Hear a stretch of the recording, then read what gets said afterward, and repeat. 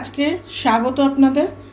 আজকে আমি একটা নতুন রেসিপি নিয়ে এসেছি, যেটা নাম হচ্ছে কুমড়ো দিয়ে আলু দিয়ে চিংড়ি মাছ। এই মাছটা কাটলাম আজকে আমি। কিভাবে কাটলাম দেখুন। 600 গ্রাম মাছ নিয়ে এসেছিলাম, তার মধ্যে থেকে সব খোসা ফোসা ছাড়িয়ে এই চলে গেল এতটা পরিমাণ, আর রইল 250-300 গ্রাম মতো, বা তার থেকে একটু কমও হতে পারে। এই হলো, এটা নুন হলুদ মাখিয়ে নিয়েছি। এর থেকে অল্প কিছু মাছ নিয়ে নেব। তারপরে তেল লাগবে, নুন লাগবে, নুন হলুদ দিয়ে এটা মাখিয়ে রেখেছি। তারপরে এইসব লাগবে ফোড়ন দিতে, তেজপাতা, একটু জিরে, তার সঙ্গে এইসব দেব। দেখতে থাকুন। কড়াতে তেল দিয়ে দিয়েছি, সর্ষের তেল একটু গরম হয়ে গেছে। এবারে মাছটাকে ছেড়ে দেবো। নুন হলুদ মাখা মাছটা জল শুকিয়ে এভাবে একটু ভাজা ভাজা সেদ্ধ দুরকমই হবে করে তুলে দেবো। তো আঁচটা অন করে দিলাম, তাড়াতাড়ি যাতে হয়ে যায়।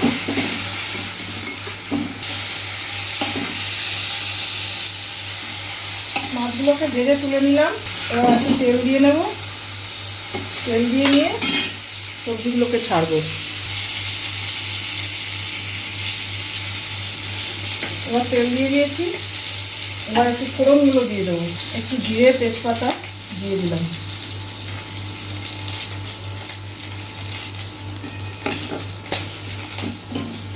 এগুলো একটু গরম হলেই আলুটাকে ছেড়ে দেবো।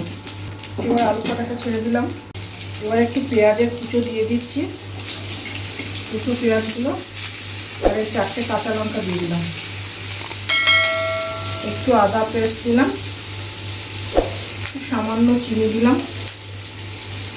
একটু হলুদ আর লঙ্কার গুঁড়ো দিয়ে দিলাম, সামান্য একটু জিরার গুঁড়ো দিয়ে দেবো।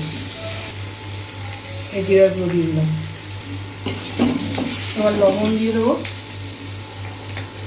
পরিমাণ মতো। এবার কুমড়োগুলোকে ছেড়ে দেবো।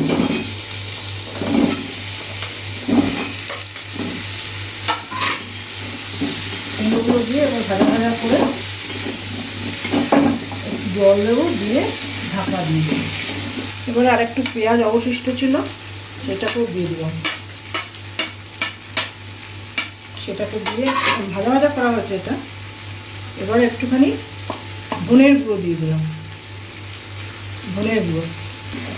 লঙ্কাও লাগলে দিয়ে দেবো, কাঁচা লঙ্কা সামান্য একটু দিয়েছি, গুঁড়ো লঙ্কা, লঙ্কার গুঁড়ো, লাল লঙ্কার গুঁড়ো। ভালো করে নেড়ে এবারে মাছগুলো ছেড়ে দেবো। একটু জল দিয়ে দেবো, গ্যাসটা বাড়িয়ে দিই। এইভাবে নাড়তে নাড়তে মাছগুলো ছেড়ে দিলাম। এবার একটু জল দিয়ে সামান্য করে। এবার একটুখানি গরম মশলা দিয়ে দিলাম এর মধ্যে। এবার ঢাকা দিয়ে দেবো। ঢাকা দিয়ে দিলাম। চিংড়ি মাছ দিয়ে কুমড়ো আলু দিয়ে তরকারি রেডি হয়ে গেছে। নামিয়ে দিয়েছি, আর একটু শসা আর পেঁয়াজ দিয়ে একটু সাজিয়ে দিয়েছি।